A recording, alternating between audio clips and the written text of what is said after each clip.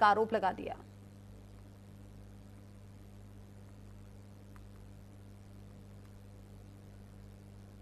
चक्कर में फंस गए। मैं आपसे, क्योंकि ये धार्मिक लोग हैं जो मेरे बगल में खड़े हैं, मुझे नहीं पता था कि आप लोग मिल लेंगे, मुझे मुलाकात हो जाएगी आपसे और एक ऐसा सवाल आएगा। मैं केवल इतना जानता हूं कि आस्था जोड़ती है। किसी भी धर्म या कोई आस्था है, वो आस्था जोड़ती है और जो आस्था जोड़ने का काम करती है हम उसके साथ हैं। बीजेपी को यही तकलीफ है कि कोई जुड़े नहीं, दूरियां बनी रहें। तो आस्था जोड़ने का काम करती है और इसलिए हम लोग हर आस्था पर आस्था रखते हैं। समाजवादी पार्टी के प्रमुख अखिलेश यादव के कथित तौर पर मस्जिद में समाजवादी पार्टी के सांसदों की मीटिंग को लेकर राजनीति गरमाई। इसी को लेकर न्यूज इंडिया संवाददाता कनिका कटियार की ये रिपोर्ट देखिए। पार्लियामेंट की स्थित जो मस्जिद है उसमें अखिलेश यादव दरअसल बीते दिन पहुंचे, वहां उन्होंने बैठक करी। उस बैठक की तस्वीर सामने आई तो अब संसद के भीतर अखिलेश यादव के मस्जिद जाने को लेकर विवाद शुरू हो गया है। इस वक्त मेरी मौजूदगी संसद भवन के बाहर ही है, लेकिन लगातार संसद के अंदर अब अखिलेश यादव पर बीजेपी हमलावर है। दरअसल मानसून सत्र के पहले दिन अखिलेश यादव, जो कि समाजवादी पार्टी के प्रमुख हैं, वो अपने तमाम सांसदों के साथ जो है पार्लियामेंट के पास जो मस्जिद है वहां पहुंचे थे। वहां उन्होंने तमाम लोगों के साथ एक बातचीत की, एक बैठक करी, जिसके बाद वो तस्वीर बाहर आई और अब बीजेपी जो है लगातार अखिलेश यादव पे हमलावर है। केवल बीजेपी नहीं बल्कि उत्तर प्रदेश के डिप्टी सीएम भी लगातार अब अखिलेश यादव पे सवाल खड़े करते आए हैं। दरअसल बीजेपी को इस बात से आपत्ति हो गई है कि अखिलेश यादव आखिरकार मस्जिद क्यों पहुंचे और मस्जिद के अंदर इस तरह की बैठकें वो क्यों कर रहे थे। दरअसल परसों जो है अखिलेश यादव पार्लियामेंट के पास जो मस्जिद है वहां अपने सांसद के साथ पहुंचे। वहां की एक तस्वीर जो है वो सोशल मीडिया पे रिलीज की गई, जिसके बाद लगातार अब बीजेपी जो है वो अखिलेश यादव पे हमलावर है। वहीं अखिलेश यादव से जब सवाल पूछा गया बीजेपी के तमाम आरोपों को लेकर, तो अखिलेश यादव ने पलटवार में ये कहा है कि हम सर्वधर्म में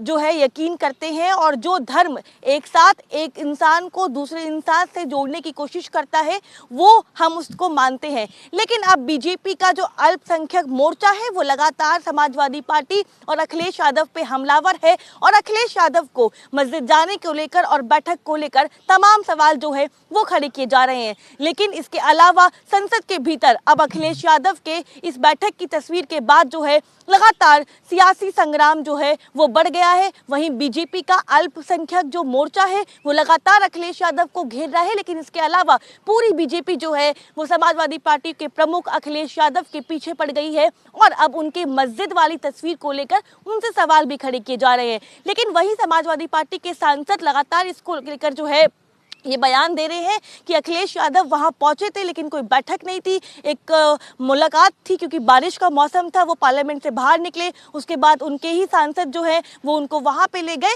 और इस तरह की दलीलें जो हैं अब समाजवादी पार्टी की ओर से भी दी जा रही हैं। लेकिन मस्जिद के विवाद को लेकर अब बीजेपी और समाजवादी पार्टी आमने सामने है और वहीं बीजेपी अब अखिलेश यादव पे धर्म के आधार पर और खास तौर पे वोट बैंक को लेकर जो है सवाल खड़े करती हुई नजर आ रही है। कैमरा पर्सन अरब के साथ मैं Kanika, news India, Delhi parliament. Delhi की इस मस्जिद को लेकर उठे विवाद पर सियासत खूब गहरा रही है। समाजवादी वर्सेस नमाजवादी, ये सब कुछ बहुत तेजी से बढ़ रहा है, इस पर हलचल तेज है।